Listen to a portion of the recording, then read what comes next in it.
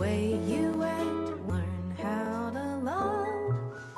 When I see the way you act, if I couldn't anything me, I could do. All right, I'm gonna call this the Chapel theory. For those who don't follow comic books, there's a character named Chapel, real name Bruce Stinson. He of Image Comics. He's responsible for killing Al Simmons, aka Spawn, making him the character that he was today. Like Bruce Stinson, he was a fellow soldier. He operated with Al Simmons, and he was a known smoker and a womanizer, and was proficient in warfare. At one point, Chapel was ordered by his superior to murder Al Simmons, which he did, because they assumed Al Simmons was a spy. Well, it ended up making him become the Dark Vigilante Spawn. Okay, he was Bruce was injected with multiple serums to give him superhuman strength and abilities, but unbeknownst to him, his boss Jason Wynn had him injected with HIV, and it was the HIV that was it was a different type of HIV that was what's the word I'm looking for? That was a bit delayed, and it wasn't advanced. Like it was only triggered by a detonator, and they injected that with him in case he tried to go rogue and kill them.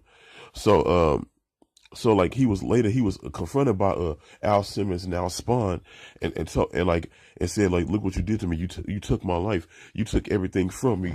And at first he didn't believe it, but then it started to come to light when he told him his nickname that Al gave him, the Don Juan of Killers, and then it started to slowly seep in, and he tried to attack him and kill him again.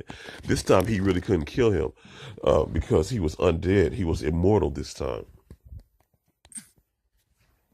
And in the process, Spawn ends up defeating. He ends up defeating a Chapel, and then scarring his face with the skull paint that he was known for using. And the skull paint can't be washed off. It can't be wiped. It can't have makeup placed upon it. So therefore, he became mad and tried to do a little investigation and go and find out how he came back from the dead. So he searched for him, and he killed anybody that he could get near to, that he could get near to. They didn't give him any answers. Well, he ended up joining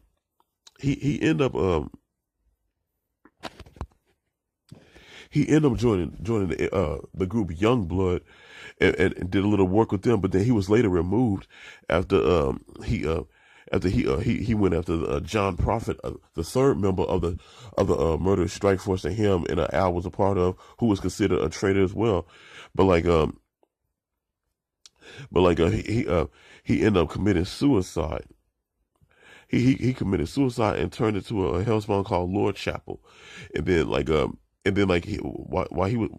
while he was this character, he ran amok and did a lot of damage. But then he was later separated from this creature, and they returned him back to Earth. This time they returned him as a woman named Gazer. Okay,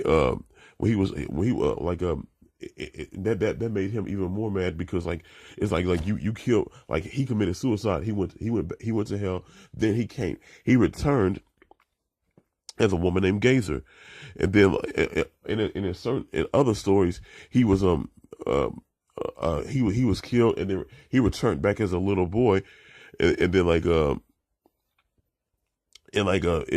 it put him at his standstill at this point. It's like you caused this much damage in people's life, but then when you didn't return back to all your blaze and glory. You return back to a bastardized version of yourself, or an alternate version of yourself, or you was placed in a scenario that you didn't want to be placed in. But what's the moral of this story? Like eventually, oh, like what's the theory that I drew from this? Eventually, if you screw your friends over for some unknown, for financial gain or for blind allegiance, it eventually comes back to you. It eventually uh makes you become a nightmare. It makes you become a shadow of your former self. You are no longer the person that you used to be. You are you are the demonized, ungodly version of yourself, and you can't escape from that. That's all I gotta say from this.